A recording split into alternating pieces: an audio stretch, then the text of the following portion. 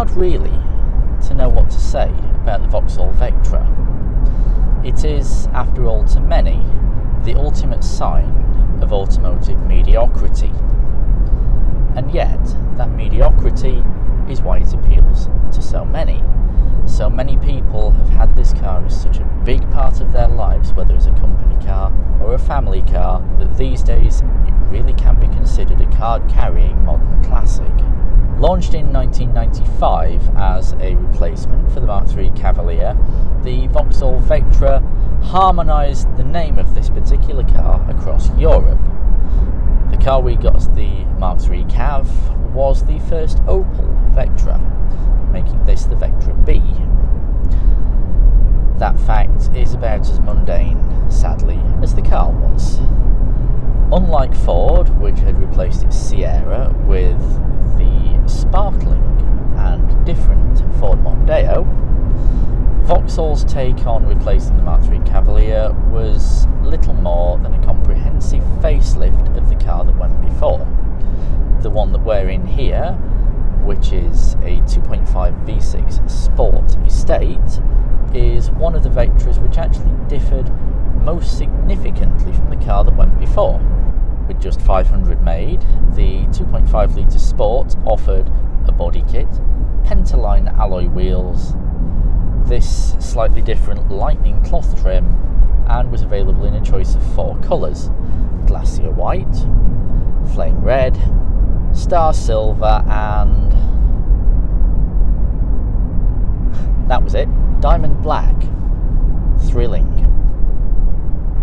Now you might think I'm being deliberately nasty about the Vauxhall Vectra, and it would be easy. It is, after all, quite an open target. But the thing is, the Vectra was not actually as bad as half its critics would like to think. The Vectra was simply mediocre. It was average in a sector where the Ford Mondeo, the Citroën Xantia, the Peugeot 405 and even the Nissan Primera showed that rep cars didn't have to be average anymore. And while that made it less than desirable as a private car buy, there were still scores of companies using these on lease deals, and so scores of people still drove Vectras every day of their working life. That leaves its mark. That's something that people remember. That's something that people look back on with fondness when they want a classic car to remind them of days gone by. And that's why the Vectra has just as much right to be on this channel as the MGB.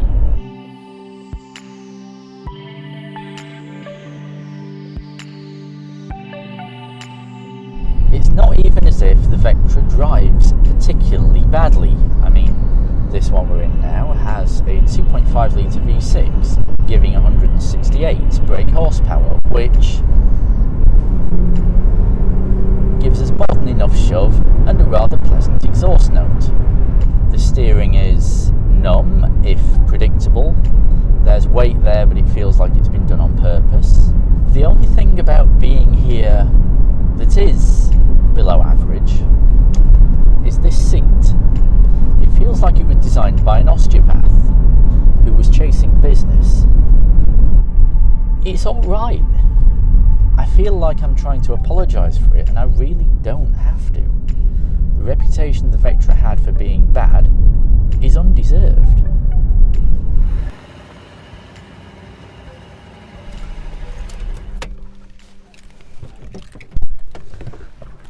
Now, it sounds like I've been harsh on the Vectra, and perhaps I have. But the thing is, it's nothing worse than they said when it was new. And it was all true. But it doesn't stop it being a classic today. This car means so much more to so many more people than any amount of Silver Shadows, Rover P5Bs, even Jags. So who are we to deny it classic status?